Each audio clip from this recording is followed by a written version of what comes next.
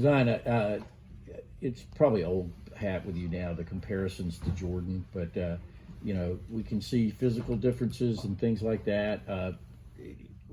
Do you play the position differently than he did? Do you have to, or do you want to? Does Georgia 0-and-1 technique play X way no matter how you're built or whatever your game is? Our defense is built. You're supposed to play the same. So yeah, my body's a little bit different than his. He's a little bit wider. I'm a little bit more slim. So I kind of gotta take a little bit of things that he did and kind of put him in my game a little bit differently. So I'll say it is a big difference, but it's not technique wise or the way he's coaching it. No, it's the same way. How does playing next to Jaylen Carter help your game and maybe free you up to do things that you do well at? So like I said before, I think we play good off each other. I think we complement each other very well. Like we both know the system very well, so we know how to talk to each other. So I think that kind of plays a big role in it. You're listed here at 6'5", 295, I think. Is that accurate, or how big are you now? That's been the measurement since I've been here, but no, I'm right around 305, 310 area. So right around 6'5", 310. And I guess the other question I would ask is, I think I drove down the street and saw you and Carter coming out of the facility. Well, I don't know what odd hour it was. I'm assuming you worked out. Getting to work out with a guy like that, how much has that pushed you?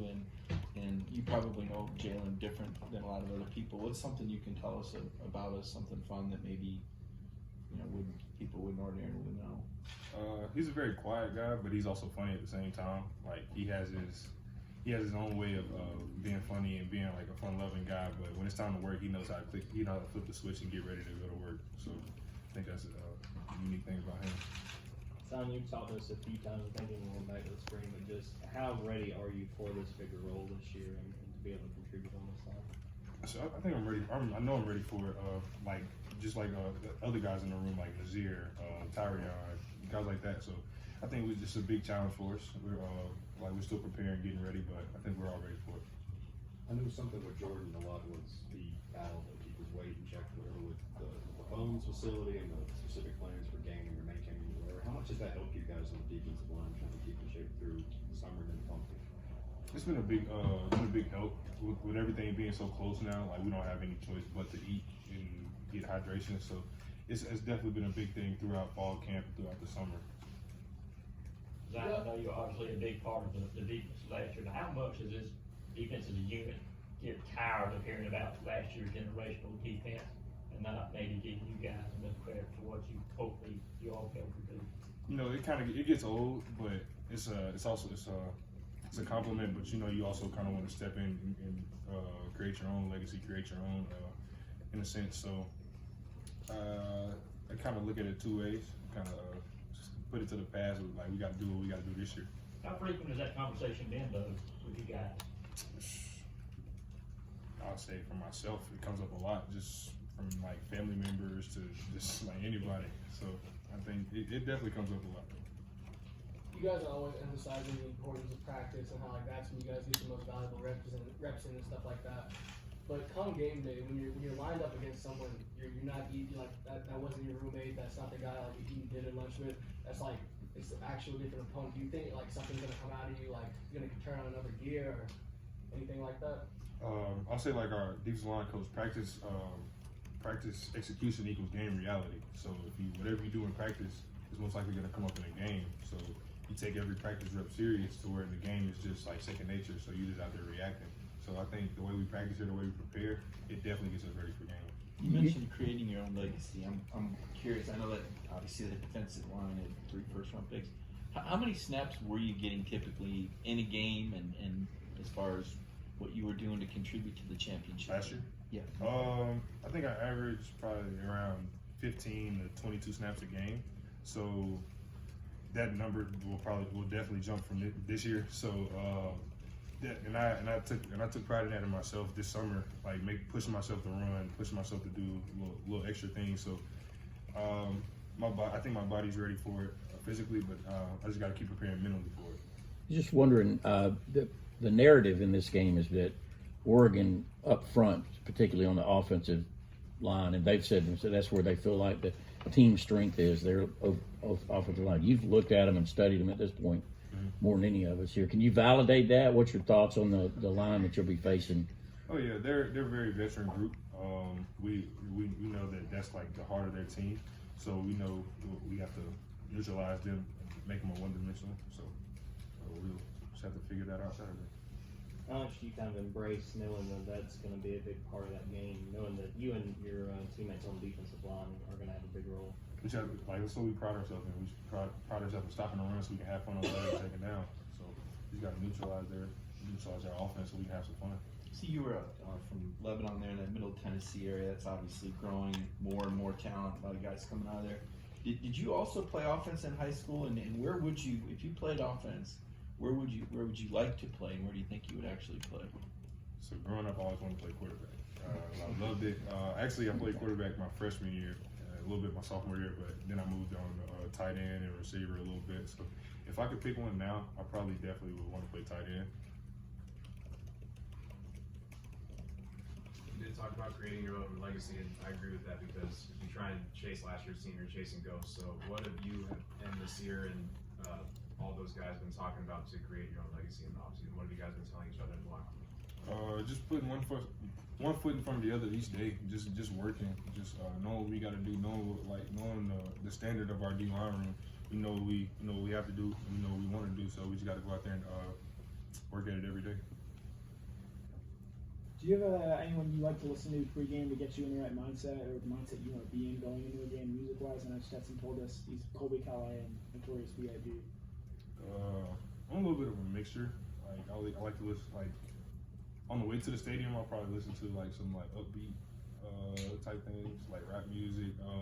Walking around the field, I'll probably play like some slowed down music just to get me back like level and calm. But then right before I put the pads on, I'll probably put back on some rap, get myself do one again. Any artists in particular you Probably Lil Baby, Lil Durk. Just really anything that's like big right now, that's what I'm listening to. What have you seen from Bear Alexander as he's going through the fall and getting ready for this freshman? He's very twitchy. When he learns our system, he'll be a very good guy for our defense. Can you speak to kind of how you have increased as a leader for this team this year? Just trying to lead by my actions, not really lead by my words, because we have guys that lead by words. So I try to be a different leader, my actions and the thing that I do, not what I say. So, and I feel like guys have followed me in that role. So, and I feel like that has changed over since spring. Kirby said your leadership style is kind of a product of the environment that you've learned from the guys that came before you. You know, what is it that you're trying to emulate from Jordan and Devontae and those other guys that came before you? Just hard-nosed workers. Like Devontae, that was a man-made guy. Like everything that you've seen Devontae Wyatt do, he worked his tail off to get that. So and that's one of the guys I look up to the most, just because he was the guy that brought me under his wing when I first got here. And like we have a special bond, so I'll probably say Devontae. Earlier you spoke about the standard of your D-line. So does that include like a special type of toughness, or what does that include as a whole for the standard of the D-line? We just hold ourselves to a different standard. Like you might see guys out of practice have long t-shirts hanging out. Our coach kind of wants us tucked in, like no lower than a belt line, little things like that. Just going with a workman's attitude every day toward our craft. How different is Q right now compared to this time last year? He's definitely trying to be more of a vocal leader. I can say that for sure. He has every intangible you need to be a top 5 corner, which he is. So I feel like he just has to listen to his coaching and apply his coaching to the game, and he'll be fine. What are you most looking forward to about Saturday, just getting another season started? Just going out and compete with my guys, man. Hitting somebody else other than our teammates, really, is just, when you go a whole month just hitting the same guys over and over, it just gets repetitive, it gets redundant. So it's just ready to hit another color, ready to see some different face. Having done that against the Georgia offensive line, what are your thoughts on this year's group, what they're going to do? And they're ready to maul. They're ready to move some stuff. Now you talk about tired of hitting somebody. Are you the most tired of hitting? Man. Anybody in particular? I'll probably say Big Devin Willett. He's a man. He's that's 335 pounds of full man right there. So when he's coming down in that double team, it's a lot to handle right there. It's time for 2 more questions. How much have you kept up with some of those guys that went off to the NFL? You know, have they shared any advice with you, you know, now that they're not here and they're watching from afar? Like Devontae, I keep in touch with Devontae. At least try to reach out to him at least once a week, just to, like, pick his brain to see how he's doing. Trayvon, I talked to him recently last week, and I'm just happy to see those guys doing what they love to do at the next level. So it just gives you something to look forward to, gives you something to work for. Can you speak to kind of any adversity that this 2022 Georgia team has faced and kind of describe it? Can you say that one more time? The adversity that this team has faced this year. I think If any. I don't even know if I can answer that question. We just gotta go work. Not guys just want to talk about it. Just guys want to show the actions of doing what they say they're gonna do.